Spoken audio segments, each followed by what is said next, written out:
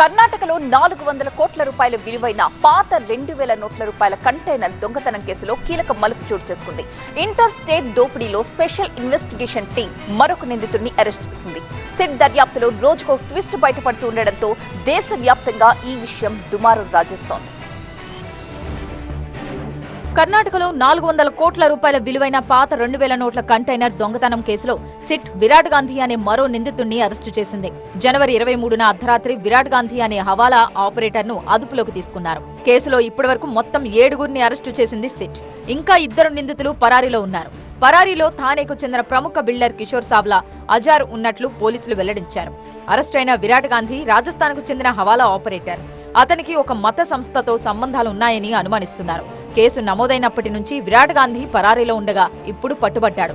నాసిక్ పోలీసులతో కలిసి కర్ణాటక పోలీసులు సంయుక్తంగా దర్యాప్తు చేస్తున్న ఈ కేసులో రోజుకో సంచలనం బయటపడుతోంది.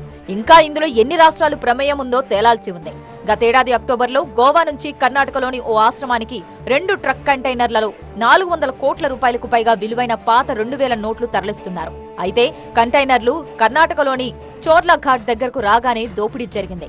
పోలీసుల అనుమానం ప్రకారం ఇది సాధారణ దొంగతనం కాదు, కంటైనర్ దొంగతనాన్ని దోపిడీగా చిత్రీకరించి డబ్బును దారి మళ్లించినట్లు పోలీసులు అనుమానిస్తున్నారు.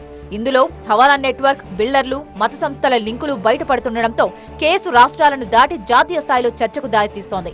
పాత నోట్లను గోవా కర్ణాటక సరిహద్దు నుంచి అహ్మదాబాద్లోని ఒక ఆశ్రమానికి తరలించి అక్కడ వాటిని మార్చేందుకు 60-40 రేషియోలో డీల్ కూడా కుదిరినట్లు పోలీసులు అనుమానిస్తున్నారు. ఈ డబ్బును రాబోయే ఎన్నికల ఖర్చుల కోసం వినియోగించాలని ప్లాన్ చేసినట్లు తెలుస్తోంది. జనవరి 1న సందీప్ పాటిల్ అనే రియల్ ఎస్టేట్ ఏజెంట్ ఫిర్యాదు చేయడంతో పాత నోట్ల వ్యవహారం బయటపడింది.